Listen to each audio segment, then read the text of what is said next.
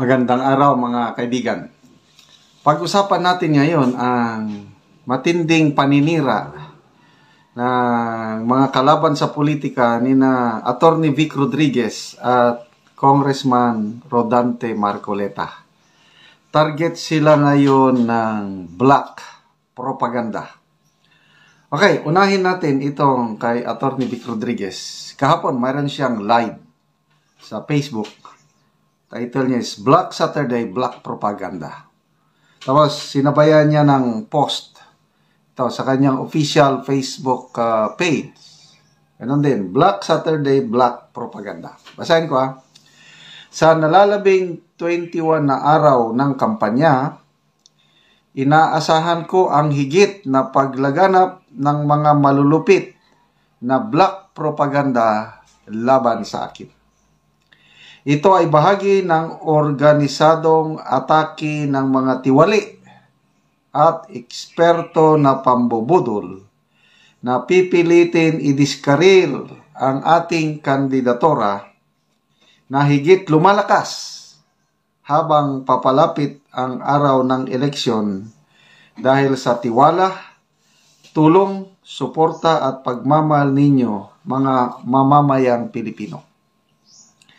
Manatili tayong focus sa layon na mawakasan ang katiwalian, korupsyon, kagutuman, kriminalidad, drogat, panghihimasok ng banyagang interes na siyang tunay na ugat at dahilan sa paglaganap ng kahirapan sa ating bansa ngayon. Gawin nating inspirasyon ang desperasyon ipinapakita ng mga nakakubling kalaban gamit ang sandata ng paninira upang higit pa nating pag-ibayuhin ang ating kampanya at pakikipaglaban sa panlilinlang, pananakot at pandaraya hindi lang sa number 56 sa balota kundi sa buong Duterte. Okay. So, ayan po. Laban lang tayo, Attorney Vic. Nasa iyo ang suporta ng sambayanang Pilipino, pati mga kasama mo sa Duterte 10. Talagang sulit ang pagboto ng Duterte 10 at may plus 2 pa. Okay? So, may nabasa kong post ni Teo Moreno. Basahin ko lang yung post ni Teo Moreno tungkol dito ha. Kasi ito daw palatandaan na na on the rise si Attorney Vic Rodriguez. Okay, sabi ni Peter Teo Labenya. Hindi pala Teo Moreno. Peter Teo Labenya. Post niya 1 hour ago. Crab mentality is what drives those who are pulling down Attorney Vic Rodriguez with black propaganda. But this only confirms he is on the rise. He is on top. The evil ones are at the bottom pit, dirty with mud. Lumalapit na si Attorney Vic. Attorney Vic, Philip Salvador, Congressman Dante Marcoleta. Sino pa yung pwede Attorney Bundok. Lumalapit na sila. Of course, insured na po si Senator Bato at Senator Bongo. So, dumadami na yung habang papalapit, I believe talagang maraming makakapasok na member ng Duterte. Okay, so ito naman. Ano naman yung paninira nila kay Congressman Dante Marcoleta? Ito, may nagpadala sa akin ng post.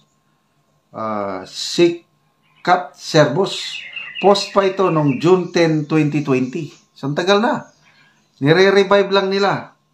So, ang title nito is, He who hates the cross is the enemy of God.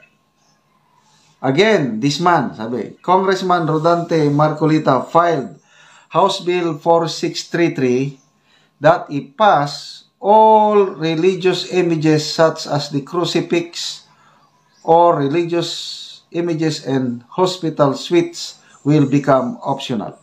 So, tinignan ko, mayroong nakapost dito yung House Bill 4633. Very clear naman. Optional. I am not against the cross. Kailang, ito, maganda yung explanation ni Congressman Dante Marcolita, itong ipinail niya na ang Pilipinas is a multicultural mix of faith. So, sa mga kapatid nating Roman Catholic, so okay, nandiyan yung crucifix. Kaya lang, may mga kapatiran din tayo na hindi sila komportable na mayroong crucifix sa kanilang hospital suites. Ito, hospital suites, yung mga pangmayaman, suite. So, ang explanation dito is optional. So, what is wrong kung gawin lang optional? Hindi naman talagang pinapatanggal. Hindi ipinagbabawal. Depende na sa tao. Example, kapatiran nating mga Muslims. Ang dami kaya nila. How many million Filipino Muslims? Ma-hospital sila. May nakabitin na crucifix. So, optional sa kanila yun. So, pwede nilang pabayaan lang doon. Okay lang. Yan lang kung gusto nilang wala. Edi, optional. So, to me, there is nothing wrong. Ito, inilalabas lang nila para panira kay Congressman Dante Marcolita. Kaya lang, in short, hindi naman ito naipasa. Wala namang batas na ganyan. Correct me if I'm wrong, hindi ito naipasa. Inilalabas lang nila ito para galitin ang mga kapatiran natin sa Catholic faith para wag nilang iboto si Congressman Dante Marcolita. But all this, wala na. Puros paninira na lang ito. Ibig sabihin, mabungahon itong dalawa, Attorney Vic and Congressman Dante Marcolita, mabungahon kaya binabato sila. Kaya lang, pagdating ng Mayo 12, hindi na nila mapipigilan ang Duterte Magic, ang Duterte 10 plus 2. Yun po ang magpapanalo sa mga kandidato ni Tatay Digong. Ito mga babae, hanggang dito yung tao. Kasi pag humalo pa sa crowd, sigurado wala nang madadaanan yung mga sasakyan sa dami ng tao. Nakita pa natin to, sarado itong kalsada na to. Sa dami ng tao.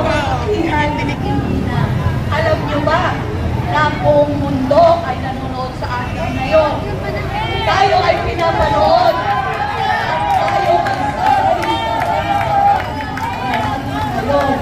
sa buong mundo. Tayo! Mindanao! Sa gabi. Ang oras.